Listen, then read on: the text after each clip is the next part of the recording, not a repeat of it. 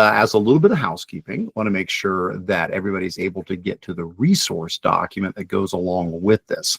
Now, you do see it on the screen. It's the bit.ly link that you see up here, bit.ly/Curts-CB-tips. I also did drop it in the chat and pinned it in there. So you can catch it either way. But this is where it gets you to. You should be winding up in a document that looks like this. Chromebooks can do that. It's a pretty good sized document, about an 11-page Google Doc that has everything in there that we're going to be working through during the session. While you're getting that pulled up, let me give you just a little bit of a heads up about what you're going to find in that document. At the very top is going to be all of my contact info. I would love to stay in touch with you after today, so pick whatever works for you, whether it's visiting my blog. I run a website called Control Alt Achieve, or here's my email newsletter. That's a great way to stay in the loop. Socials, YouTube, whatever. Find the way that you want to connect, and please do so we can keep learning together. On page 2 of that document is where you're going to find some general resources, including the slideshow. And again, you do not need to open the slideshow, but it's there if you want it. If you want to make a copy of it or just view it, it's there for you, as well as some other general resources there. I know I mentioned it earlier, but I'll mention it again real quick.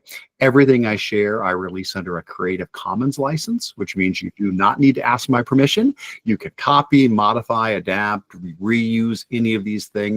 All I ask is leave a link back to where it came from. But if there's something here today that you want to use with your staff or your students or with other people, please put your twist on it and have at it. So with that said, I'll do a very quick intro. Let's keep moving here. So hi, my name's Eric. I'm an educator in Northeast Ohio. This is my 33rd year in education.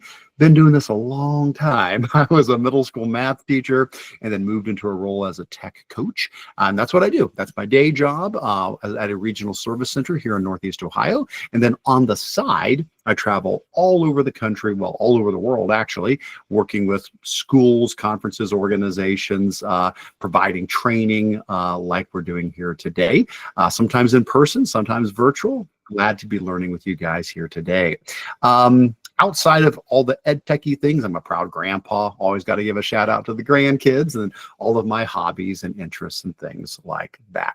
All right, good deal. And we already mentioned about connecting. And one more time, there is the link. I'm sure it'll get dropped in. Yes, Kristen and Kate are all over it, dropping that into the chat there. All right, good deal. So what are we doing here? What is this session about? So this is a session all about Chromebooks, with the idea being a lot of schools have Chromebooks. They have become, understandably, a very popular item. It might have been because of COVID. And people are like, oh, we got to buy all these Chromebooks because we need devices to send home with the kids. Or it might have been maybe your state moved to online testing. It's like, oh, we need more devices.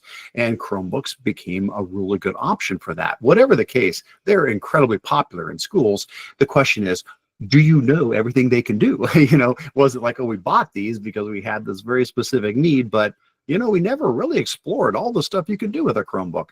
That's the idea. We're going to try to get through all of these things. So I'm just telling you up front, I'm going to move quick. So please understand that to try to get through everything, I'm not going to spend a lot. I do a session on just the accessibility tools, a 1-hour session just on that. So the point is, you're going to get abbreviated versions of each one of these, but I want to show you enough that you at least have a comfort level with these features, what they do, and then obviously you can dig in deeper with the resource document, or hey, drop questions in the chat. Anything that I go over too quickly that you want to revisit, put it in the chat. Let me know. I am happy to come back around to those things. Who knows? Maybe we'll even have a few minutes at the end to take a few more questions. We'll see. The best way to do that is to get moving. So that's what I'm going to do. So again, drop your questions in the chat and let's get on into this. So First of all, I do have a couple of just real quick general resources. These are the ones you're going to find on page 2. Like I mentioned, there's just a couple of introductory links here. And in that, it's things like the Chromebook discovery page. Like if you're interested in buying a Chromebook, like, oh, I think I do want to get one, but I don't even know which Chromebooks are out there. That is linked in. That's the Chromebook discovery page you see linked there. That takes you to a spot where you can look at all of the new Chromebooks that are out there. What I really like about this is it's easy to take the full list of Chromebooks and narrow them down. For example, they have categories here. One category is called Learning Everywhere, which is more of the entry-level Chromebooks. That would probably be more common, that we would probably be getting most students in classes. Then they have a category called Advanced Use. So this is typically what you're getting if you're purchasing Chromebooks for staff. So if it's something like, oh, we're getting Chromebooks for our teachers, it's probably going to be these more advanced ones, or we need them for a program at school that has higher requirements. But nevertheless, that's a great place to find what is currently out there for the new Chromebooks. I might also give a shout out to the Chromebook App Hub. That is also linked in under general resources. That's a great place to go to see what are all of the tools that work well with Chromebooks. So it's phenomenal. They've just got so many apps that are listed here, and you can go in and dig into all of these. You can see right off the bat Pear Deck and Adobe and Figma and Kahoot, and there's just so many. And once again, you can narrow these down in so many ways, like what is the subject area, or what is the age range, or what category type of tool are we looking at? Is this accessibility? Is it drawing? What is it? And then for any one of these that you end up then going into, when you do go into it, there's loads of information on it, where they tell you all about it. There's going to be resources to learn more. So the App Hub, great place. That's an awesome place to go.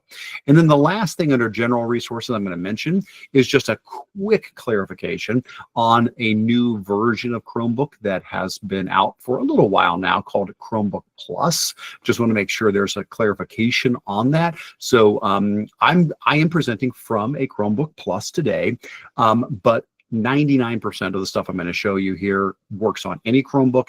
There are a couple of things that are Chromebook Plus, and I'll be very clear about that when I get to those.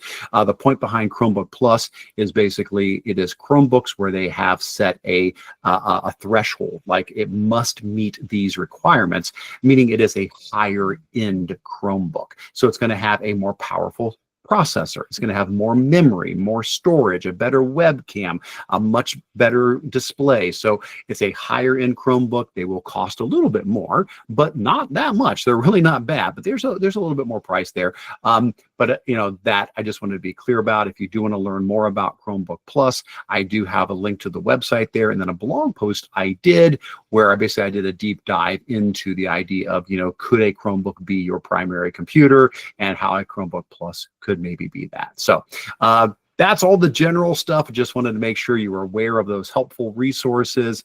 Please take advantage of those. And by the way, I am presenting from a Chromebook today, like I said, and I really do use this Chromebook as my daily tool. I do have a Windows desktop, but I also have two higher end Chromebooks. And when I'm on the road, if you ever see me anywhere that's not in my office at home, if I'm at a conference, if I'm wherever, I'm on my Chromebooks. That is what I'm using. My other one is over next to me here, and I completely live on those Chromebooks. And for all the stuff I do, they meet all of my needs, which is just fantastic. All right, well, let's get into some of the things. Okay, so what are some of the things that we can do with Chromebooks that we might not know about? Buckle up, hang on tight. We're going to hit the ground running here. So first thing in is accessibility. Chromebooks have such great accessibility features built into them. One of the first things to be aware of, though, is you want to make sure you can quickly and easily access these settings. So when I go down to the bottom right-hand corner of my Chromebook and I click on the little clock down there, and I bring up my system menu, I have a button that just says accessibility. And if I click on it, there's all my accessibility tools. Well, you might not. You may say, Eric, I went down there, I clicked, and I didn't get an accessibility thing. Well, that's because this quick access does need to be turned on. If you go into your Chromebook settings themselves, so if I go to the little gear to go into the settings, inside of my Chromebook settings, there is an accessibility section. And in there, the very first option, that's the one that matters. Show accessibility options in quick settings. I always keep that turned on. And by having that turned on, that means I just come here and boom, there they are. Otherwise, I'd have to dig into all of my settings to find these tools. Heads up.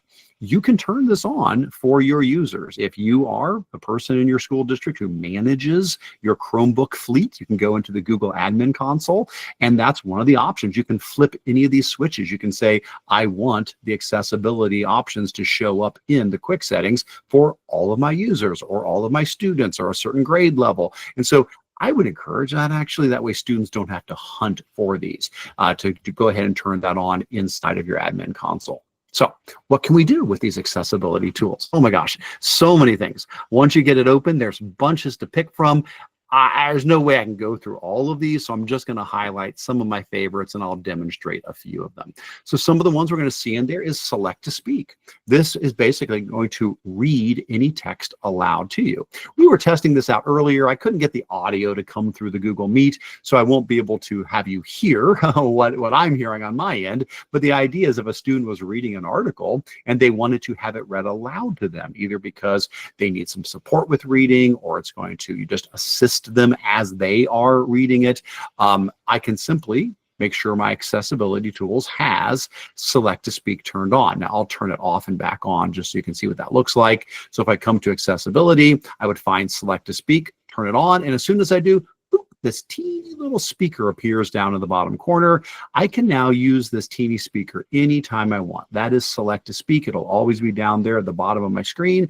I can click it, and then I can just drag a box around some text, and away it goes. Now, again, I realize you probably can't hear that because I'm not sharing the audio, but it is. It's reading it in a very pleasant voice. So that's fantastic. A student can, any text that can be selected, it can read it aloud to them. You can change the speed, jump forwards and backwards, and all of that, which is great. Another accessibility tool I love is dictation. So go the other direction. Instead of having something read aloud to you, how about you want to speak and have your words typed up? Yep, that's the dictation tool. Just go back into accessibility, turn on dictation, and now that button appears at the bottom, which again, you can turn these on automatically for your students in the admin console if you want, and they'll always just be on for them. Now with that turned on, let's say I need to fill out this Google form, and for whatever reason, I'm having a hard time typing. This actually was really helpful for me. You may not know, I wouldn't expect you would know, but about 5 weeks ago, I broke my left arm. I fell down a flight of stairs in my own house. It was just silliness, but it happened. It was a mistake. It was an accident, and I broke the radius bone in my right arm, and I separated my shoulder. I'm doing much better now. But for about 2 weeks there, I was relying on things like the dictation tool, and I was speaking all of my emails, and it was doing a wonderful job. So if I needed to fill out this form, either because I'm injured or because I'm not the fastest typist or the best speller, and we want to make sure students get their ideas out. All I do is click where I want it to go, and now I click on the little dictation button down here. Now that I have clicked on the dictation button, anything I say will automatically be typed into the Google form. And there it is. Simple as that. It's now done. And that'll work in anything. Emails, forms, anything, anywhere there's a blinking cursor, you can use dictation. So that's great. And there's other ones. Color inversion flips the colors to improve readability. So white becomes black, black becomes white. The docked magnifier. Now this one is pretty cool. I will show you this one.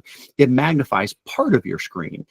So if a student is reading and they want to have they want to have a magnification option, but still see the original text as well, they can turn on the docked magnifier. So I come here to accessibility and I find the docked magnifier, flip that on. And now what's going to happen is the bottom of the screen is at the traditional resolution where the top of the screen is zoomed. So I can look across the bottom here and then just glance up anytime I need to see a larger version of that. This is also really useful if you're doing trainings with staff. Like if I wanted to say, hey, look down here at the bottom of my screen next to my clock. Hey, there is the dictation button and there is the select to speak button. So if I'm doing that or saying, hey, go up to my extensions and I'm showing off extensions, I found that to be really helpful when doing trainings. All right, let's go ahead and turn that back off. All right, and like I said, I could spend all day on these. There's lots of others. We already saw that one. Automatic clicks. If a student's having a hard time pressing the mouse or the trackpad, they can just hover over links and it'll do a little countdown timer and then it clicks for them. On-screen keyboard is great for typing on the key on the screen, but it also has a natural handwriting option where you can just handwrite right onto the keyboard. It's got a handwriting portion and then it will transcribe that for you. The large mouse cursor is great, especially as I'm getting older and I can't find my cursor and I become a cursor. When I can't find it, I can turn on the large mouse cursor and that makes my life a whole lot easier there. So that's always nice. Sticky keys, that's a very common accessibility tool. If you're having a hard time holding down the Shift, Alt, or Control keys while pressing another key, you can turn on sticky keys, double tap Shift, Alt, or Control, and it keeps them depressed until you tap them again. So you can, type things that are all shifted or controlled or something like that. So those are a bunch, and there's a lot. I know I'm skipping over a bunch of them, but I want to show you, those are some of my favorites in there. One other one that is a little bit newer is face control. And I'm not going to demonstrate it because as soon as I do, I'm going to lose control of the screen. But basically face control, if you turn that on, it allows you to just use your face to, control your computer. So basically you can, look left, look right, look up, look down. You can smile, blink one eye, blink another eye, and you can tell the Chromebook what you want those things to mean. Typically moving the head left, right, up, down is it's just moving your cursor around. But you can say, my right eye is a right click, my left eye is a left click, and you can train it and tell it what you want each of those things to be. So that is a very new feature they just added recently. Another thing I'll throw under accessibility, but it's not in the same menu. You're not going to find it in there, but I put it under accessibility. It's called Quick Answers. Quick Answers is just a feature that's built into Chromebooks that if you're reading along and you come across a word you don't know, you can right click on any word and it will pop up a definition and pronunciation, translation if needed, of that word. Now you do have to turn this on. It's in your search settings. So if you go into your regular gear and you go find search, I'd have to find them in here. If I find my search settings, you can flip the switch to turn on Quick Answers. I've already got it turned on. So basically, if I'm reading along and I come across a word like mandatory and I don't know what that means, I can just right click on it and it will pop up a definition required by law or rules, and then it does have a little speaker where it will speak it aloud, which you could hear if I had that shared. So it'll read words aloud and define words. So that's a nice accessibility tool. And then I think the last thing I have in accessibility, last thing is the recorder tool. This is also just built into Chromebooks, just a part of Chromebooks. Now, Chromebook Plus, here you go. Here's the difference. Chromebook Plus models will also do an AI summary of it. Regular Chromebooks won't. They'll just record and generate the transcript. But basically, this tool, if I come in here, I'll just have to pull up my recorder app. There it is. Here it is. Basically, if I hit record, it would start recording everything I say. And what it does is it records the audio and it makes a transcription of it. So you can play back the audio, but you also get the full transcription of it as well. So a teacher could use this if they wanted to record a lecture, or a student could use this to record a lecture, go back later, you can click on anything in the transcript, jump to that spot as well. So that's a nice one. All right. Eric, that's a bunch. I'm going to pause you because we have just a couple questions. We had Please. one a little while ago, and I want to make sure that the answer didn't get lost in the chat here. But Sherry asked if you could speak to the difference between a Chromebook and a Chromebox. Oh, sure. So a Chromebox, and I have one. I'm sorry, it's not at my desk. I should have thought ahead of time. I've got one over on the other side of the room. So a Chromebox is basically the same internal components of a Chromebook, but it does not have a keyboard or a screen attached to it. It's just like the guts of it. So basically, it's going to be very small. Picture something that, you know, is, I don't know what I would compare it to, maybe a drink coaster. I mean, they're small. They're very small. They've gotten to be very, very small. They can be bigger. But think of like, you know, something that's maybe like a small paperback book. Let's say that. Picture that, a small paperback book. And it just has a whole bunch of ports in it. So you need to plug an external monitor into it. You need to plug a keyboard or mouse into it, or use a Bluetooth keyboard or mouse. You know, you need to plug speakers into it. You need to plug things into it, plug a webcam into it. Whatever you want to plug into it, but the experience is still going to be like a Chromebook. It is running the exact same Chrome operating system. So why would people use them? Well, I mean, it could be for a lot of reasons. You know, maybe you don't need the portability of a Chromebook, and it's like maybe a lab situation. Let's say you're converting an old lab at school. You got this old lab, you got the monitors, but the computers are old and they're no longer good. Well, you could just buy a Chromebox and you can literally slap it on the back of the monitor, attach it to the back of the monitor, plug everything into it, and now your computer lab is up and running again, you know? Or people use them for digital signage, like they put them on the back of a really big flat panel display, and that runs digital signage. Or people use them for kiosks, where they're going to throw it again behind, you know, a display that's going to be at an easy to use, easy to access kiosk. Typically though, it's not about portability. That's the big difference. Chromebooks are portable. If portability is not the issue, or like you especially don't want it to be portable, that's where a Chromebox comes in. So I hope that helps. Awesome. And then there's one more question before you get back on track here. Susan asked, it was when you were talking about accessibility tools, do these setting changes stay linked to the student who logged in or the Chromebook itself? Yeah, it's going to be linked to the student. These settings are user specific. The only thing that is Chromebook specific, there is in the Google Admin Console, there is a section under the device settings where you can decide whether or not accessibility tools are available on the login screen. That is, of course, not attached to a user because nobody's logged in yet. Nobody knows who the user is. But some people might need dictation to be able to speak their username or something like that. And so that is a completely separate set of settings. Once you get logged in, it completely transfers over to the user and what has been synced to that user. And that always stays the same for that user each time they log in. All right. Excellent. Well, let's keep on going. Again, I apologize. I'm going to try to move quicker because I got a lot to show you and the time's ticking. Okay, next up, PDF tools. So did you know Chromebooks actually have a lot of really good support for PDFs? I used to pay for a monthly subscription cost for a PDF service so that I could annotate PDFs and sign PDFs. I don't do that. I canceled that. I can just do it on my Chromebook now. So let's talk about what you can do with PDFs. So what I'm going to do is I'm going to scroll on down to my section on PDF tools. There we go. And so I'm on page 3. And in there, I have a sample PDF that I've linked in. So I'm going to give a click on this PDF. And it's just a two-step equation worksheet. Now, let's say I wanted to use the built-in PDF annotation tools that a Chromebook provides.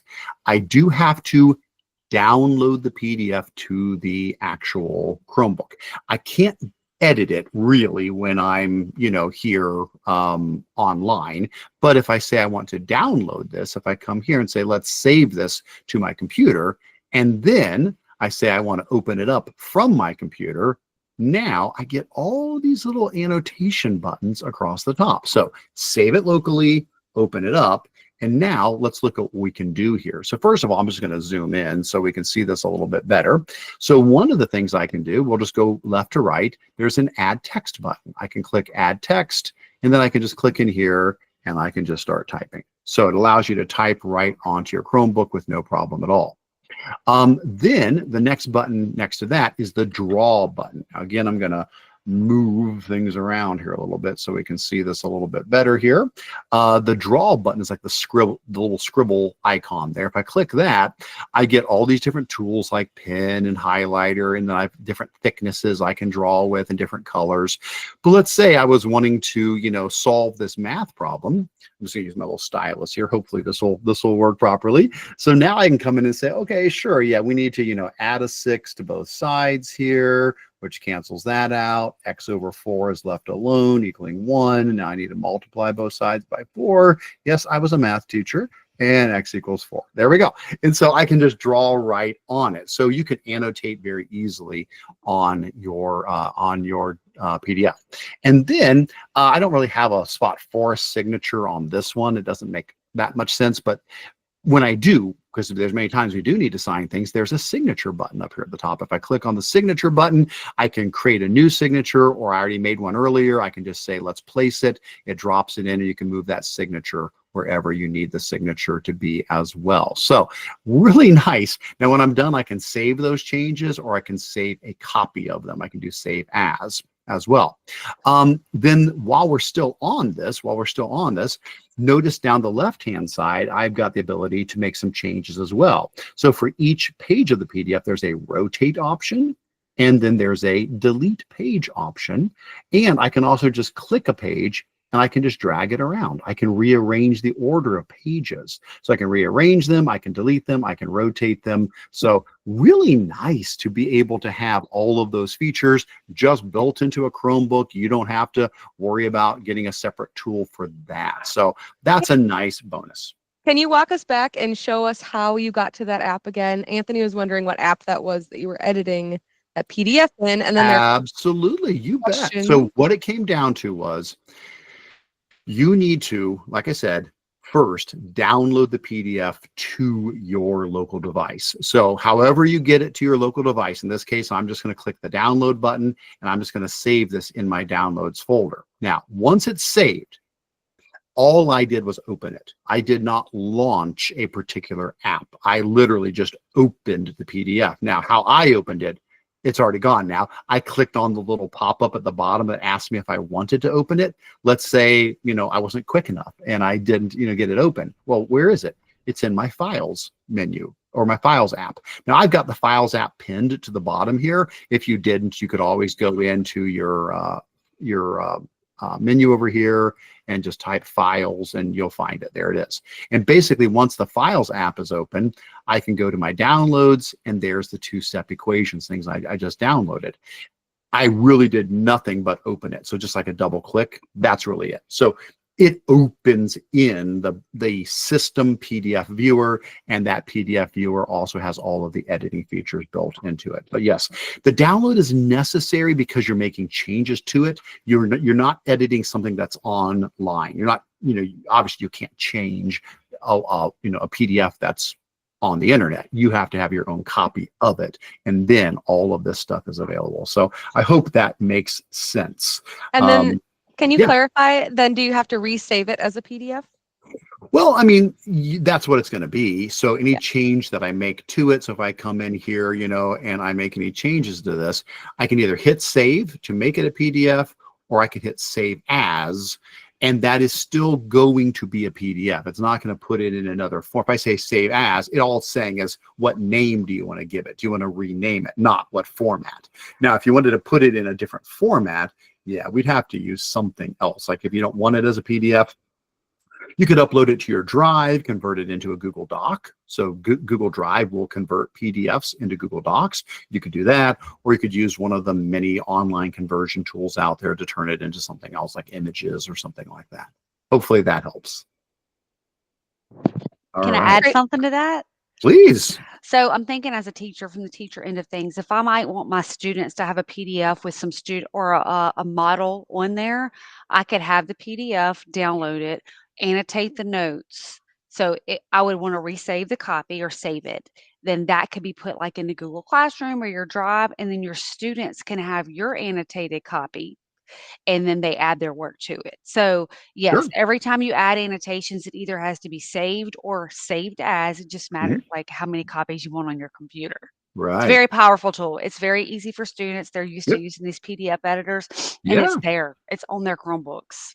Absolutely. And you're right. You could attach this to a Google Classroom assignment, and you could choose the option, make a copy for each student. They could get their own copy of that. And, then they could, edit it, edit and annotate on top of it as well. All right. Well, those are great. Thank you guys for the questions. I appreciate those. All right. And there are a couple of other options for annotation. Hopefully time will permit and we'll get to a few more, but let's keep moving. Next, let's hit a couple of quick things about recording, camera recording, screen recording, things like that. So Chromebooks have a built-in camera, and you can use that built-in camera to take pictures of yourself or anything around you. So photos you can do with that. After you take a picture, you can then crop it, edit it, write on it, annotate on the image.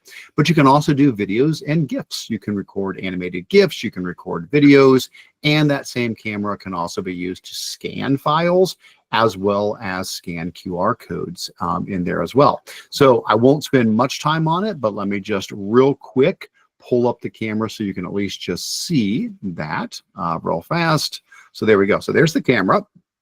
Like I said, your options across the bottom: photo, just normal photo; video gives you normal, GIF, or time lapse; and then scan, you hold up a document or a QR code and it will scan that.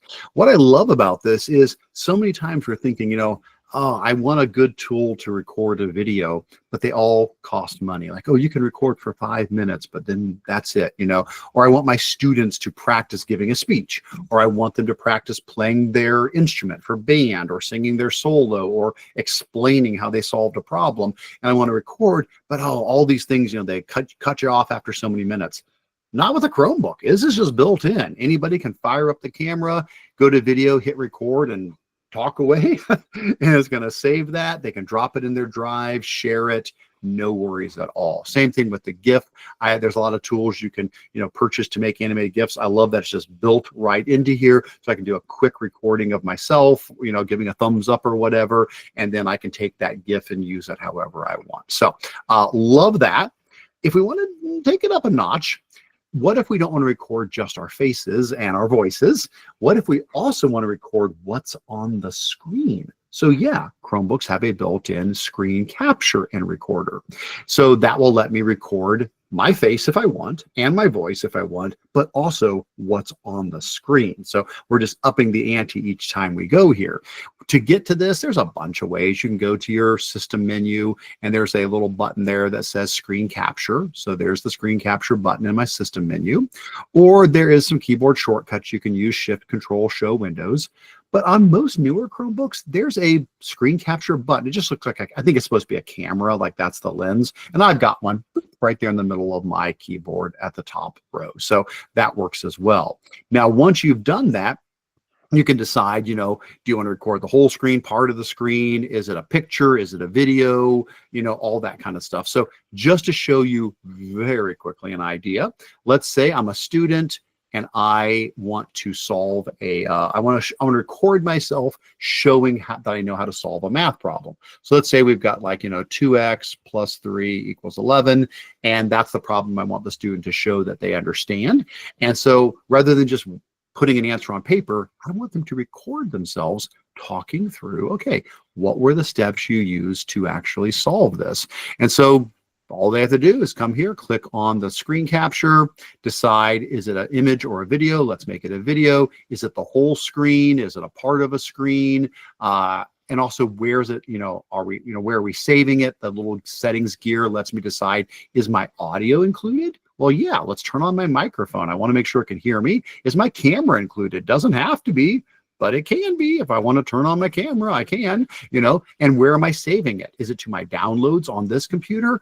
Or you can even have it saved directly to your Google Drive. You can click on select folder and say, I want to put this just straight into my drive. Then I don't have to even worry about my Chromebook getting damaged or something, because it's saved right to my drive. So all of those controls are available there. Once that is all done, I can now come over here and drag a box around where I want to do my recording and hit record video. There is the option to record a GIF there as well, but I'll just record a video. And away it goes. So it's going to count me down. And now I'll be like, hey, I'm going to solve this by subtracting a 3 from both sides. And then I'm going to be left with 8 over there. So I'll divide both sides by 2. And x equals 4. If I could write, that'd be better. There we go, x equals 4. And the point is the student can record, you or yours, to anybody, whoever's using this, can record what's on the screen, what they're saying, their face, the whole thing. When they're done, they just hit stop. And that's it. All done. You've got a screen capture recording done.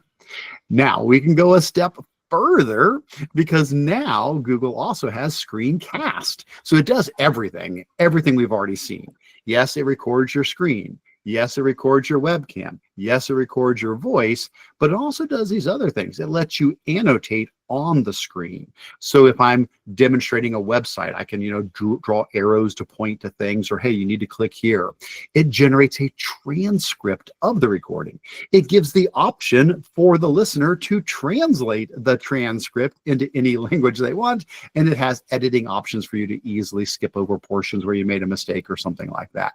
So as a very quick example of that, let's say I'm teaching my students about glaciers, and I've gone to Google Earth Engine time lapse, and this is the Columbia Glacier up in Alaska. And I'm going to talk about how over the last 40 years, this glacier has been receding, and this is what it looks like. You can see the years ticking away at the bottom there. Well, I could say I want to use screencast. Now, screencast, you're going to find it in your regular launcher. So over here on the left, if I go to my launcher, if I scroll down, I'll find it in there. Oh, there it is, screencast. I can also type it up at the top. Screencast, you don't install it. It's already there. It's just part of Chrome. If you have a Chromebook, you have screencast. It's just installed in there. So I just click on screencast. And then once it comes up, I click new screencast. And then it's pretty much like we saw. I can decide, is it the whole screen? Is it part of the screen? Do I want my microphone on? Do I want my camera on? Pretty much the same stuff. So I'm going to say, yeah, let's do this. Let's record this part of the screen here so that we're getting all of this. And that's probably, sorry. I was trying. That's probably, there we go. That's probably good enough. And there you go. I hit record video. It counts me down. And of course, I can also move my face if I'm in the way. I can put myself somewhere else up there too. And now I can say, hey, take a look at the Columbia Glacier here, and how as the dates go by, you can see how it's been receding. There's a little button at the bottom. It looks like a pin. That's the annotation button. I can click on the annotation button. And once I've done that, I can now say, now let me draw on here and point this out. If I want to, I can change colors. I could say, let's pick a different color here. And I just want to make sure everybody notices that's the area I'm talking about. When I'm all done with that, I can click on it again and remove those annotations. So I can draw on the screen. I can record anything on the screen. And when I'm all done, I just hit stop. And what it's going to do is it's going to process that. Now, it'll take it a while to process. So I'll open one that I did the other day, and I won't have it making any noise here because you won't be able to hear that, but I could hit play and it would play back that entire video. And then over here on the side is the transcript of what I was saying during that. Now, the person who's viewing it can say, you know what, that's great. I'll listen to you talk in English, Eric, but I would like my translation to be in Espanol. And I would choose that. And there we go. Now I have a translation of that. Of course, I can always put it back in English as well. And if you want to edit it, there's an edit button to go in and do some editing on it. You can, skip over things and trim things up. But the point is, once it's all done and recorded, there's a happy little share button at the top. You just click share, you hit continue, you say share with others, and that's it. Hit copy link, you're done. You give that link to anybody. They don't need a Google account. They don't need anything special. They can view this on a Mac, a PC, a Chromebook, a tablet, a phone, an iPad, anything. They can view it. They can see the transcript. It's an awesome way to create instructional videos, videos home to parents that they can switch into different languages. It's a great way for students to be able to, again, explain themselves. So fantastic tool as well. So there's a lot. When it comes to recording, from the camera to the screen capture to screencast, Chromebooks really have you covered there. Now that one, be aware, screencast does automatically save to your drive. Why? Because it's all about sharing. So that one doesn't even ask you. That one just goes straight to your drive because the point is to share it. Whereas the screen recorder one, you can either do it locally on the hard drive or to your drive. All right, good stuff. Well, we're going to keep on moving, but if you, we already covered all of this, but again, holler at me if there's questions there that I am missing that we need to address. All right, the next couple, I'm going to hit these a little quicker. They're not as involved as some of those things, but they're worth noting. Multiple desks. Basically, the idea here is you can click on your Show Windows key at the top of your keyboard, and it will pop up this strip across the top of your screen where you can jump between multiple desks. So basically, it's like its own set of web pages that you've pulled up. So you could have like a personal desk, a desk for work, a desk for a presentation, or first period, second period, third period. You could have everything queued up inside of those desks. So you click Show Windows, you click on the desk you want, and it switches over to that desk. And then you can always just switch back again. I don't use this a whole lot, but I could totally see somebody doing that if they had a bunch of, different class periods and they wanted to have things already queued up and not have to worry about mixing the windows together. Each thing could be in its own desk. So that's nice. Another quick thing to mention is offline access. Now, obviously, a Chromebook is going to work best when it's online, but the key thing to know is that they don't become bricks when they're offline, especially with things like Gmail, Drive, and Calendar. So I fly a lot. I'm on airplanes a lot, flying all around, doing trainings. Sometimes there's not Wi-Fi on the airplane, and well, there you go. So now I'm on a plane for 2 hours with no Wi-Fi. Well, I've got my Chromebook with me, and I have offline access enabled for Gmail, Drive, and Calendar. What that means is I can read all of my email, I can reply to messages, I can write new messages, I can move messages into folders, and when I land and I get Wi-Fi back again, everything gets processed. All the messages I hit reply to, boom, they all go out. Everything that I moved into new folders, boom, it all goes into new folders. Same thing with my Drive and my Calendar. You do need to turn this on though. So in Gmail, you're going to go into your settings gear, and from that, you're going to find the offline tab. In the offline tab, you would turn on enable offline mail, and you would choose how many days back you want to go. I go back 90 days. That's as far back as it'll let you back it up.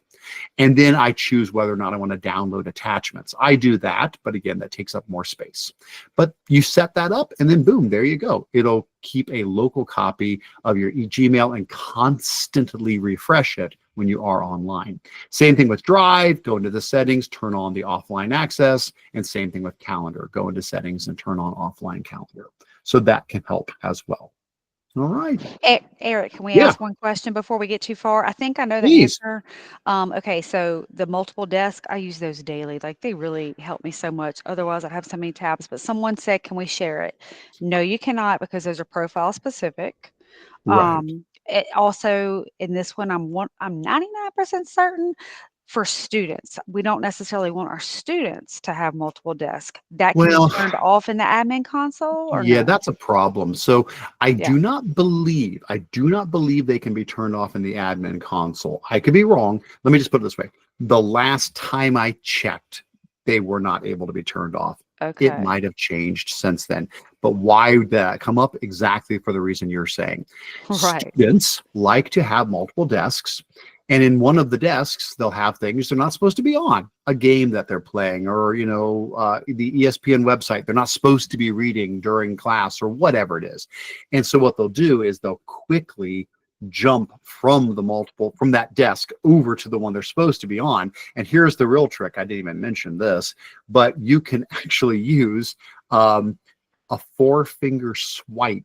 If you take 4 fingers and swipe across your touchpad, it will jump you between desks. So a student can be sitting there and with barely a noticeable, gesture as you're walking up, their hand just 4-finger quick swipe on their trackpad. They're right. Well, no, I'm using what I'm supposed to be using. I'm right here where I'm supposed to be.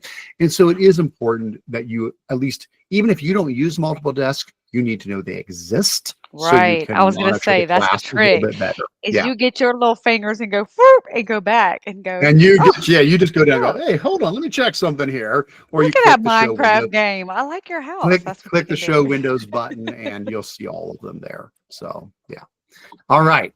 Let's hit a few more things. I know we're getting down to about 15 minutes. So next up, Android apps. You say, hang on a second, Eric. We're talking about Chromebooks. Android apps, that's like your phone. That's mobile. We're not doing mobile today. Yes, we are. So it turns out modern Chromebooks allow you to run Android apps. Now, you do have to turn this on. So if this is a school managed Chromebook, yes, the tech administrator has to go through and turn this on. If it's a personal Chromebook, no, you can just go to your settings and enable the Google Play Store. This device I'm on, this is my personal device. This is my own device. So if you look at the bottom of my screen, there's the little Play Store icon. If I click on that, this is the Android Play Store with millions of apps, and I can install these and run these on my Chromebook. Now, you may say, why would you want to do that? Well, there's so many reasons. First of all, folks, there's a ton of apps that only exist in mobile format. You know, I think of things like LumaFusion. LumaFusion is a really high-end pro video editing suite. You know, it's a really good tool, but it's just Android or iOS. Well, I can install that, and now my Chromebook can run LumaFusion, and I can do really high-end video editing through that app. You know, same with all the there's a lot of apps. Minecraft, you just mentioned Minecraft. You know, I can install the Minecraft app and run it, you know, there. And it's, you know, all of that can be done. It can open up a whole new world of applications that you would not have otherwise.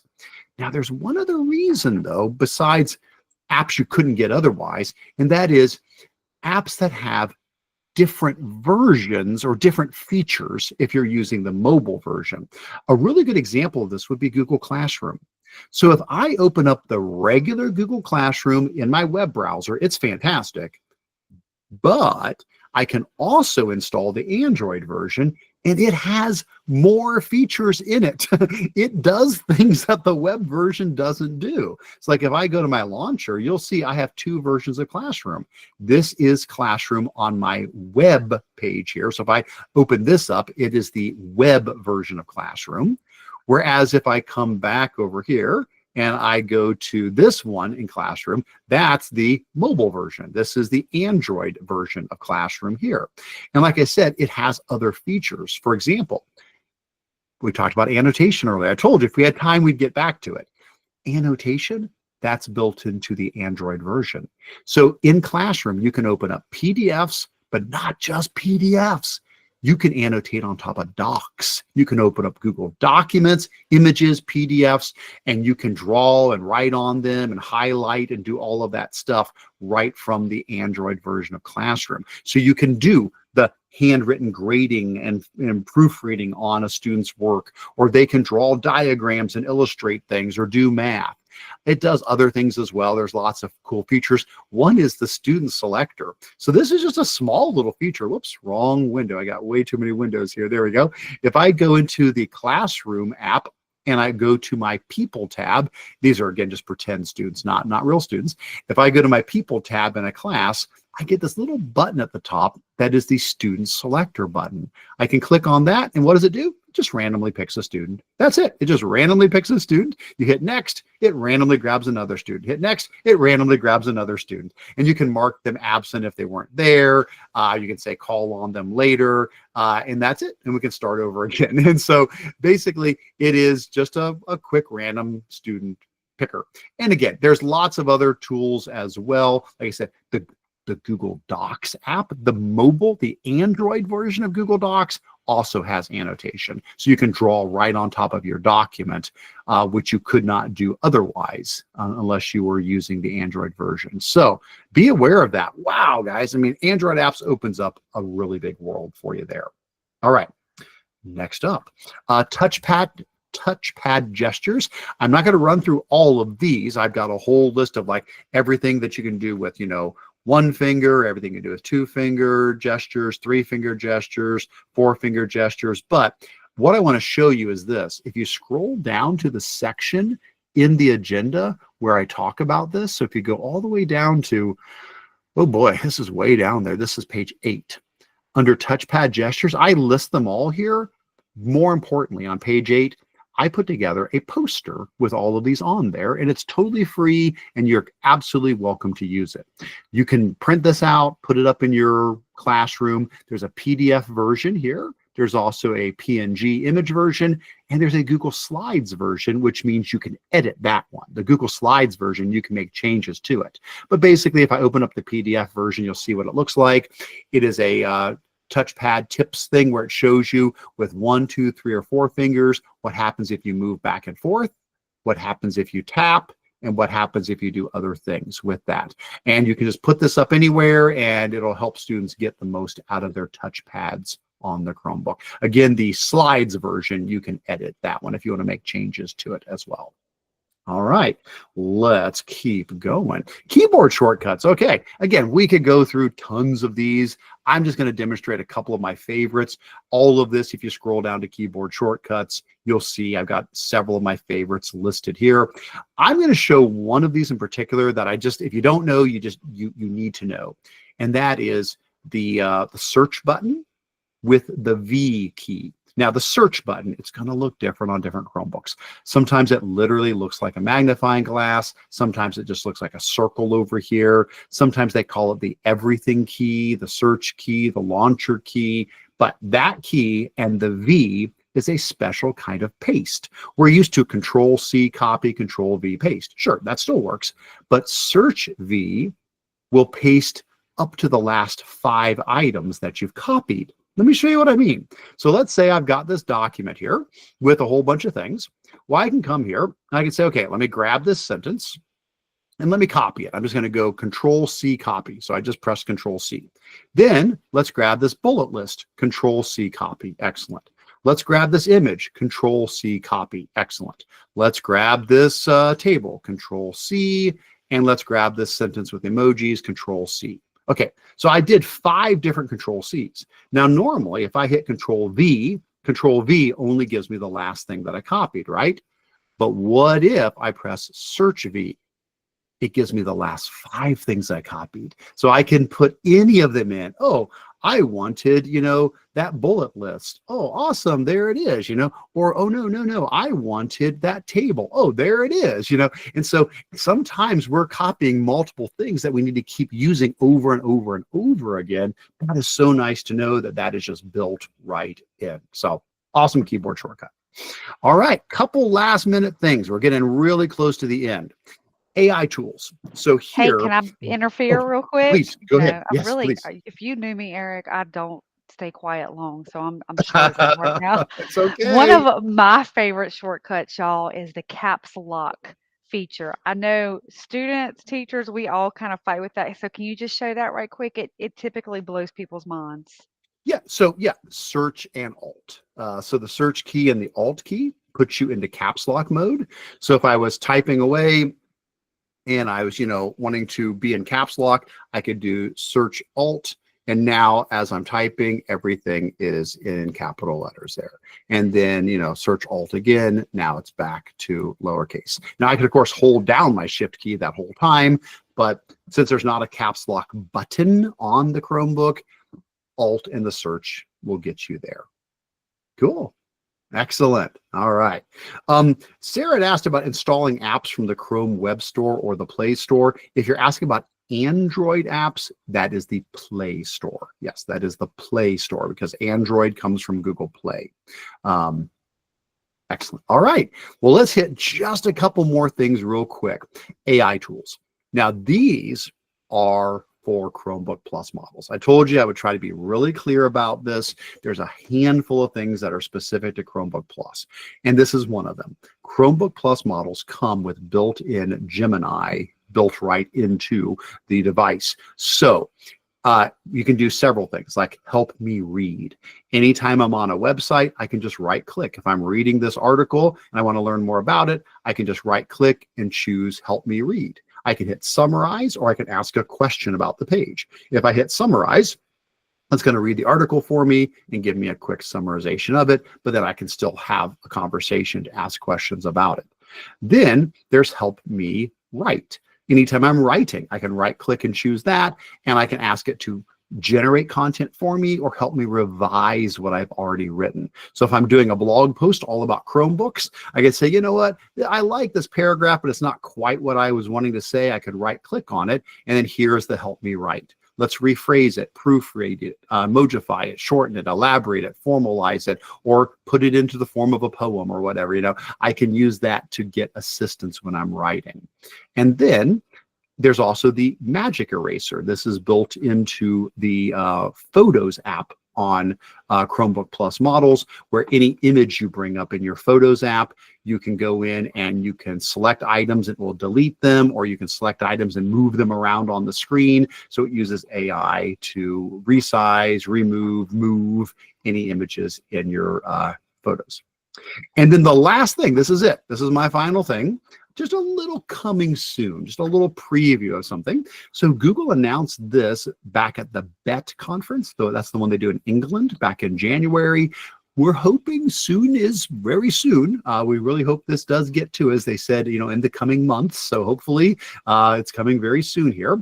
A new thing called Classroom Tools that do require Chromebooks. Now, what is this? So very quick, there's I think I put it at the bottom. Yes, at the very bottom, page 10. You can read my blog post. I go into way more details in my blog post here. Follow that link on page 10, and you'll get like way more than I have time to cover right now.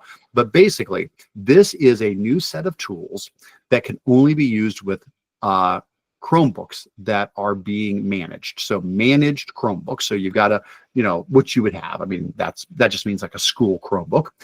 It does require the Education Plus tier. Now, not every school pays for that tier. So that's just, you've got your Education Fundamentals, you've got Standards, you've got Plus. Yeah, so it does require the Plus tier, which many schools are moving toward that, but I realize you may not have it. What does it do?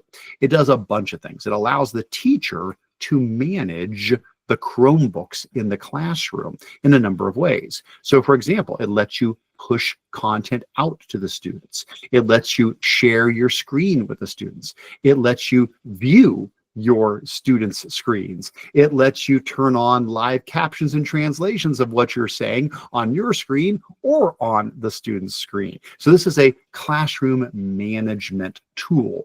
And again, I haven't used it. They've just talked about it. I don't have access to it. That's why it's in the coming soon. But I could see this really being useful, whether, again, you want to push content out to your students, whether you want to share your screen onto their devices, whether you want to see their screens as well. You can go the other direction. You can view their screens, whether you want to turn on the closed captions, the translation, your device or their device. So keep an eye out for that. That's coming soon. Well, folks, we made it with a minute to spare. That is what I wanted to share as far as all the awesome things that Chromebooks can do. Certainly happy to take any questions or comments that people have that we can still squeeze in, but you can always reach out to me as well. Remember, at the very top of that document is all of my contact information. I would love to stay in touch. Emails up there, newsletter, YouTube, all kinds of things. My PD catalog is here, whatever. Anything you want to tap into, all that's at the top of that document there, which again, all of those resources, bit.ly/Curts-CB tips for Chromebook tips. Let me turn it back over to you guys. Kristen, anything to wrap Hey, up with yeah. here? So I feel like you need to drink like a sip of water or something. Yeah, That was so many words, it which was a I lot. mean, it's just so much. So, Eric, thank you for covering all of that. I think it's no surprise that he is like super knowledgeable and he's just so willing to share all of his resources, which I know everybody on this call appreciates that.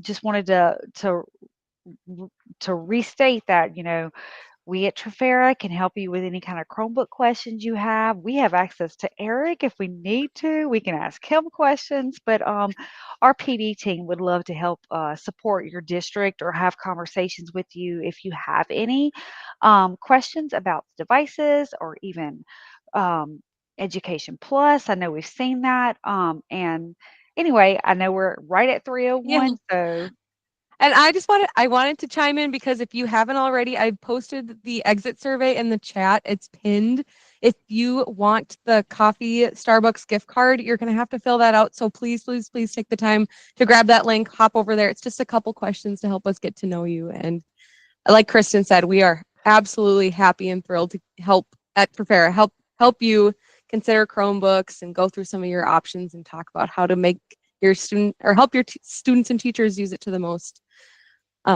Yeah. So thank you so much, Eric. Thanks, Eric. Thanks, Kristen. My Thanks everyone pleasure. for being Thanks here. for having me, guys. And we can't wait to see you next time. All right. With that, bye. Bye, everybody.